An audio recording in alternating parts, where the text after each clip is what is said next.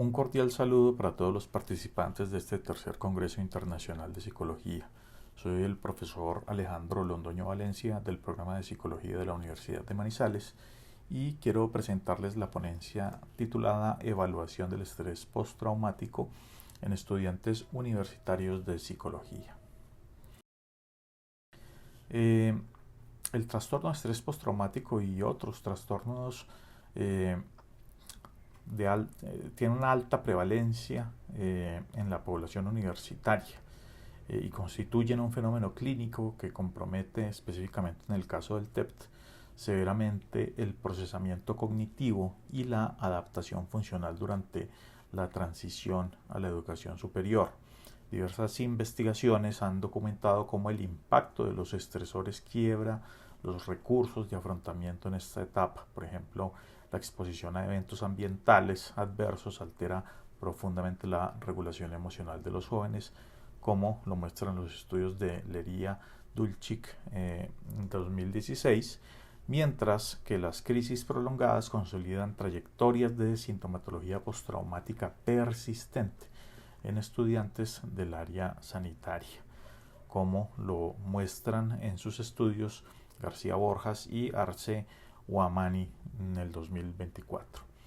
Esta sintonía con la evidencia actual, los hallazgos de este análisis ratifican que las experiencias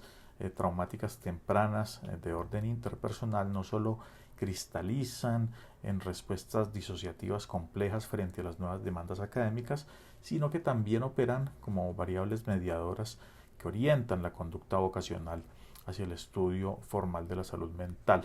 lo que evidencia un claro intento de reestructuración cognitiva y asimilación frente al daño original. En esta diapositiva no me voy a detener mucho, dado que se supone que las personas interesadas en el tema ya conocen los criterios diagnósticos propuestos en el DSM-5 y en el DSM-5-TR, que no hay mucha diferencia entre ambos en estos criterios, pero sí recordar que el criterio A se refiere a la exposición traumática, el criterio B a los síntomas intrusivos, el criterio C a la evitación persistente, el criterio D a las alteraciones cognitivas y del ánimo, y el criterio E a las alteraciones de la alerta y la reactividad, y los demás criterios a la duración y al funcionamiento clínicamente significativos. Los objetivos de esta investigación fueron evaluar la presencia o ausencia de trastorno de estrés postraumático en un grupo de estudiantes de grado de psicología con base en los criterios diagnósticos del DSM-5-TR mediante el empleo de un test psicométrico validado en Colombia. Analizar mediante estadística descriptiva e inferencial el comportamiento de la muestra frente a los criterios diagnósticos e identificar la presencia del diagnóstico como posible factor de influencia en la toma de decisiones sobre la elección de la carrera de psicología. Como metodología tenemos un estudio de tipo descriptivo ex post facto con una muestra de 50 sujetos seleccionados intencionalmente, todos ellos estudiantes de grado de psicología en una universidad privada de la ciudad de Manizales, en Colombia. La muestra estuvo distribuida en 42 mujeres y 8 hombres con edades entre los 16 y los 21 años. Se utilizaron análisis estadísticos de niveles descriptivo, correlacional e inferencial empleando Excel versión 16 y el software open source Amobi Desktop versión 2.732. Todos los sujetos realizaron la firma del consentimiento informado aprobado por el Centro de Investigaciones de la Universidad de Manizales y se empleó el instrumento EGP5, Evaluación Global del Estrés Postraumático, de Crespo, Gómez y Soberón del año 2017, como ya lo dijimos, con un baremo para Colombia. Para entender un poco la distribución de la muestra y las características, vemos que el 84% de los sujetos pues eran mujeres, el 16% varones, que es una tendencia que hay en la mayoría de programas de psicología, aunque tiende a equilibrarse en los últimos años. En el semestre en curso, en primer semestre estaban el 18,75% de los casos, en segundo semestre el 37,50% y en tercer semestre el 43,75% de los casos evaluados, predominando en términos de la edad los 18 y los 19 años. 18 años con el 33,55% de la población, 19 años el 20,83% de la población, o sea, más del 50% de la población estaban entre los 18 y los 19 años. Ustedes pueden apreciar allí las demás edades como estaban distribuidas.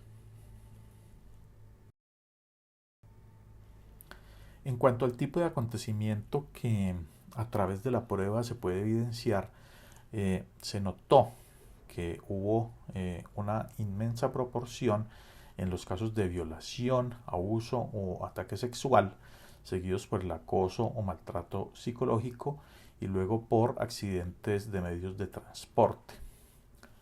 Los demás tipos de sucesos vitales o eventos significativos pues tuvieron menores puntuaciones porcentuales. En cuanto al tipo de afectación, se destaca un 72% de casos en los que el suceso le acaeció directamente a la persona participante del estudio. En cuanto a la valoración de la gravedad del evento, el 46% lo consideró grave y el 20% pues un evento extremo. Entonces vemos que es un 66% con puntuaciones subjetivas de la valoración de la gravedad del evento muy altas. En cuanto a la temporalidad del suceso, observamos que sucedió en el 60% de los casos en la infancia o en la adolescencia, en una inmensa proporción de los casos. Y en la frecuencia del suceso, pues solo sucedió en el 64% de los casos una sola vez, en el 30% en varias ocasiones y en el 6% de forma repetida o reiterada. En cuanto a los casos que lograron cumplir con todos los criterios diagnósticos a partir de los resultados de la prueba y en comparación con los criterios del DSM-5, vemos que el 56% de los casos tenía indicadores pero no logró todos los criterios diagnósticos y el 44% de los casos sí obtuvo un diagnóstico. También observamos como características adicionales que se destaca la presentación de síntomas disociativos de desrealización, reportando el 68% de los sujetos pues este tipo de presencia de síntomas. No es tan relevante la cantidad de casos con síntomas disociativos de despersonalización ni con expresión retardada. En cuanto a la pregunta sobre la influencia del evento sobre la decisión de estudiar el programa de psicología, encontramos que el 56% de los casos consideró que el evento fue una razón importante para tomar esta decisión de estudiar psicología, lo cual es destacable en términos de que el estudiante ingresa con una intención tal vez de emplear el conocimiento y el saber psicológico para poder superar el evento traumático, lo cual no es la mejor estrategia, pues no es lo mismo formarse en psicología que aplicar el conocimiento psicológico sobre sí mismo para lograr este tipo de efecto. Dado que en ambas categorías el valor de P resulta, como lo vemos acá, estrictamente inferior al nivel de significancia del alfa de 0,05, se rechaza categóricamente la hipótesis nula de normalidad. Esto indica que la distribución empírica de los datos del diagnóstico de TEP, tanto para hombres como para mujeres, difiere de manera estadísticamente significativa de la curva normal teórica. Al observar los porcentajes de columna en las tablas de contingencia, se hace evidente que la distribución de la variable diagnóstica guarda una estrecha asimetría con la composición demográfica general de la muestra. Los varones, por ejemplo, representan el 13,6% de los casos positivos y el 17,9% de los negativos, cifras que fluctúan de manera natural alrededor del 16%, que representan el total de la población evaluada. Para contrastar la hipótesis de independencia entre ambas variables categóricas y superando la restricción de las frecuencias esperadas menores a 5 en el subgrupo masculino, el test exacto de Fisher arroja un p-valor de 1. Dado que este estadístico supera ampliamente el umbral de significancia convencional del alfa de 0,05,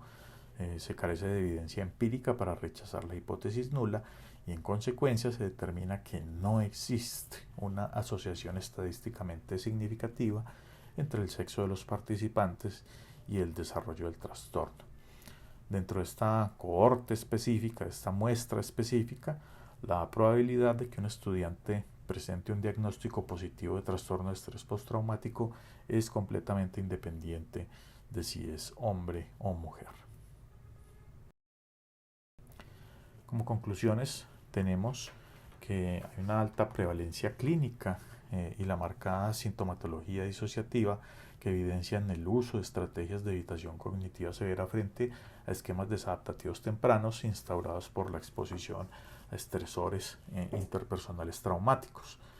La manifestación retardada del trastorno indica que las nuevas exigencias del entorno universitario actúan como estímulos desencadenantes, logrando quebrar las respuestas de afrontamiento compensatorias que el individuo intentó mantener durante su desarrollo. La elección vocacional influenciada por el trauma constituye una conducta de aproximación orientada a reestructurar la experiencia, haciendo indispensable el acompañamiento preventivo para mitigar el riesgo de reactivación emocional durante la formación. Agradezco mucho la atención prestada a esta ponencia.